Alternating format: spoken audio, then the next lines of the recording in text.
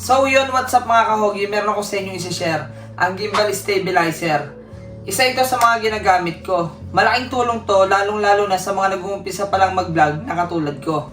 Bakit ko nasabi na maganda to? Dahil meron na siyang handle.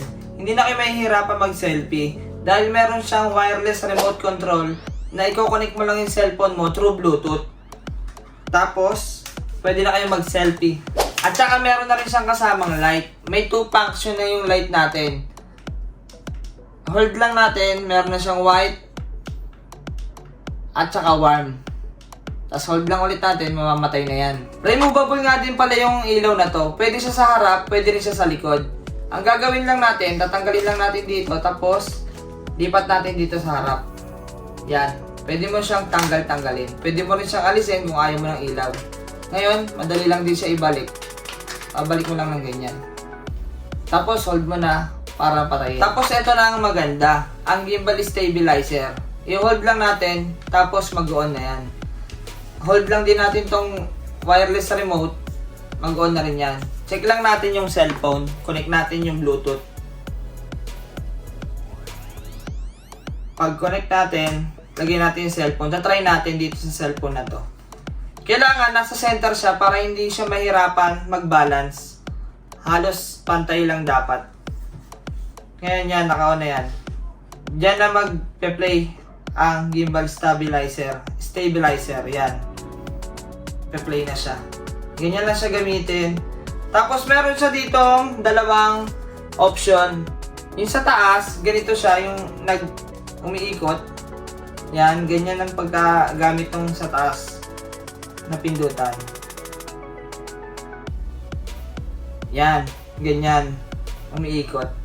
Tapos itong isa, yung pangalawa, parang hanggang dito lang siya, tapos babalik na. Ay hindi, pakabila naman pala, pa-rotate naman yung ikot niya. Ganon. Ang kagandahan ng gimbal na to, kasi kahit paglakad-lakad ka, naka-stable lang siya kung saan siya naka-focus. Kahit tumakbo ka, hindi siya ganun katagtag dahil hindi mo na siya hawak eh. Ito ng gimbal stabilizer ang nag-handle sa kanya. Kaya kahit anong gawin mo, pwede mo rin siya ilayo. Yan, ganyan. Hindi siya ganun kaano. Yan.